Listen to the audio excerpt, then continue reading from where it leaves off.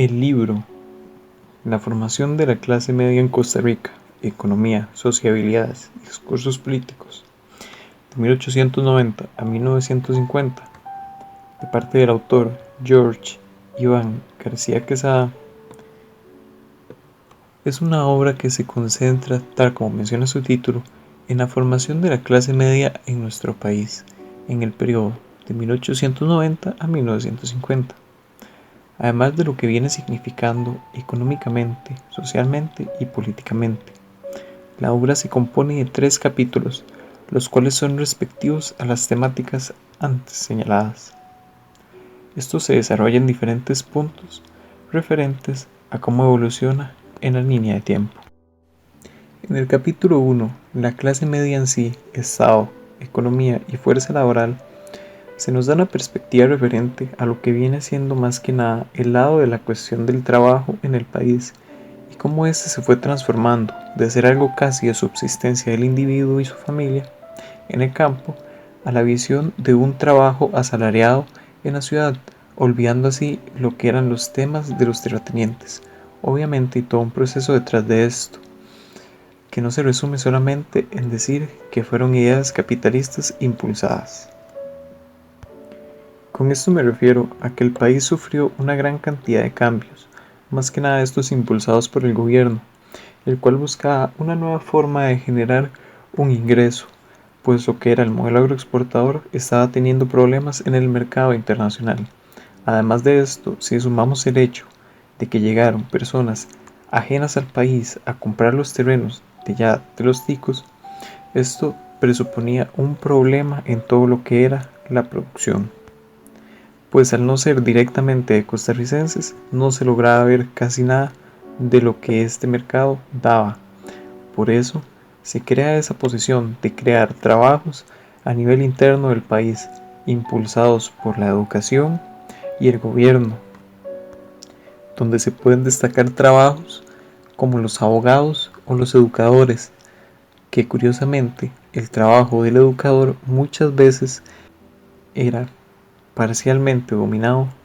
por las mujeres, cuestión que veremos más adelante. Podemos ver también posición de personas como los jornaleros, los cuales principalmente trabajaron en el campo en el pasado, ayudando a los terratenientes. El problema es que al momento de que se empieza a hacer esta educación y este impulso del trabajo a nivel nacional se ve concentrado en el gran área metropolitana. De esta forma, estos jornaleros se ven obligados también a movilizarse a estas zonas, pues ganaban muchísimo más estando en la zona central que en la zona exterior. De esta forma, estas zonas exteriores cada vez se veían más abandonadas y por eso también los terratenientes se veían más propensos a vender su pedacito, pues al no tener hijos interesados en tenerlas, estos no le veían mayor uso. Después de esto, en el capítulo 2, respetables, ostentosos y beligerantes, sociabilidad de las clases, podemos ver primeramente lo que era el papel de la mujer en este estado, pues la mujer, si vemos más al principio de la línea de tiempo, el papel de esta no pasaba del hogar, donde prácticamente se trataba de una ama de casa que nada más cuidaba a los niños y los preparaba para luego trabajar en el campo, para luego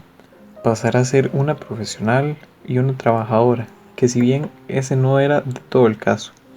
pues igual se podían ver como las mujeres eran más que nada vistas como la cara de su familia, cuestión que era muy importante en esas épocas. De esa forma, la mujer siempre debía de andar bien arreglada, bien presentada, porque en cualquier momento podía encontrar su boleto dorado, por así decirlo,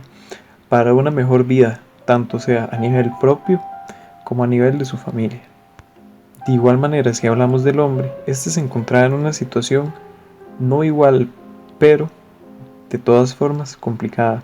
pues este se veía obligado a ser el proveedor de la familia, y si era una persona joven, este podía optar por una educación. El problema es que al llegar a estas zonas centrales veía que había mucha competencia e incluso habían personas ya nacidas en estas zonas que igual competían por estos puestos. Así se lograba ver una gran diferenciación que se podía notar más que nada en lo que era el ámbito social, pues en los clubes donde se podía ver reuniones de jóvenes, si bien no se hacía una discriminación a nivel económico, en la mayoría de los casos se podía ver más que nada una discriminación a nivel intelectual. De esta forma, los jornaleros, las personas de campo que venían a estudiar, se ven en una diferencia, creando así un malestar y, subsecuentemente, la creación de nuevos clubes más abiertos al público e incluso la creación de clubes para jóvenes, donde, como ya mencioné, las mujeres aprovechaban para intentar conseguir nuevamente su prometido. De igual manera es importante mencionar que aquí es donde más se distingue lo que es la clase media. ¿A qué me refiero con esto? Pues bueno, en ese tiempo la clase media se basaba más que nada en apariencia. Así es, como ya mencioné, las mujeres eran la cara de la familia y estas siempre debían estar bien presentadas. Igualmente, la familia buscaba crear una apariencia de que ellos eran merecedores de ese puesto social. Pues, por poner un ejemplo, un estigma de esas épocas eran las salidas de vacaciones, donde se podía ver una familia exponerse a lo que eran deudas, más deudas de las que ya tenían, en inversiones de gasolina, de comida y etcétera, que era una salida de un par de días para nada más quedar bien con su imagen, así creando problemas reales que persisten hasta hoy día. Y si bien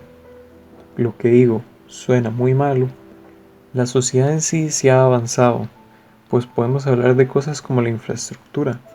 que en estas épocas intentaban imitar construcciones extranjeras, en su mayoría europeas, con tal de darle identidad a ciertas zonas del país.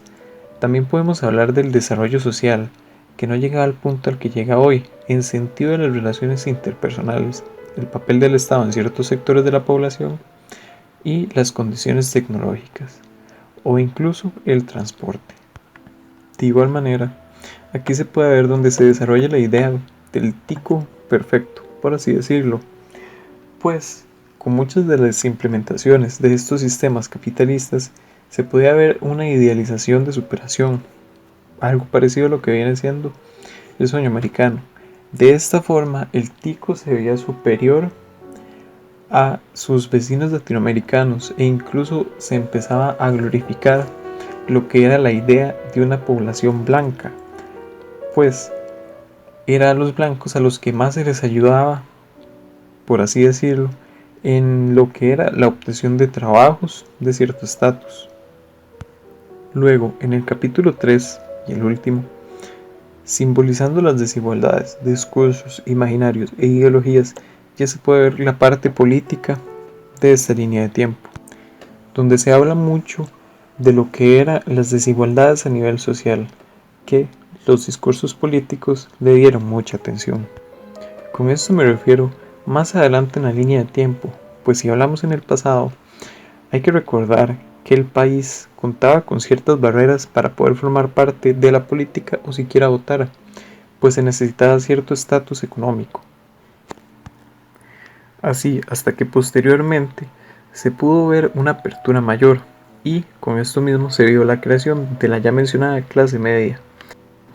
cosa que los partidos políticos intentaron abarcar con mayor velocidad, pues estos eran la mayoría, donde se buscaban ideas principalmente de una restauración. ¿Qué se quiere decir con esto? Se buscaba regresar a la línea perdida, por así decirlo, o si no se buscaba una línea de revolución, donde se buscaba cambiar el sistema del país para un desarrollo más unánime de lo que era toda la población. Y bueno, como bien sabemos, con la llegada de Figueres y el Partido Liberación Nacional, el resto es historia, pues cambiaron totalmente la perspectiva del país y siguieron impulsando este sistema capitalista que lo que busca es siempre esa subida hacia el cielo, esa subida sin ningún tipo de techo, que nada más busca la mejora y la mejora, causando todo tipo de problemas a nivel social. Este libro mostró cómo la sociedad costarricense se adaptó a todos estos cambios educacionales y de trabajo, así formándose subsecuentemente los diferentes estratos sociales casi de forma inconsciente, con cosas como la clase media, la pequeña y la media empresa, los productores, etc., dejando así cosas como el gran crecimiento de la población, la motorización del país, la vestimenta y las prácticas sociales como un reflejo de lo que fueron estas medidas tomadas en esas épocas pasadas, que afectan a día de hoy hasta cierta extensión, representando así la verdadera importancia de este libro, pues en el mismo se menciona que a partir de la guerra del 48 la documentación, la situación social del país era algo ya muy hablado, pero que antes de esto eran realmente escasos los datos, aparte de los sistemáticos que nada más mostraban esquemas, que igualmente son mostrados en el libro, pero el texto ayuda realmente a entender estos esquemas, a ver cómo la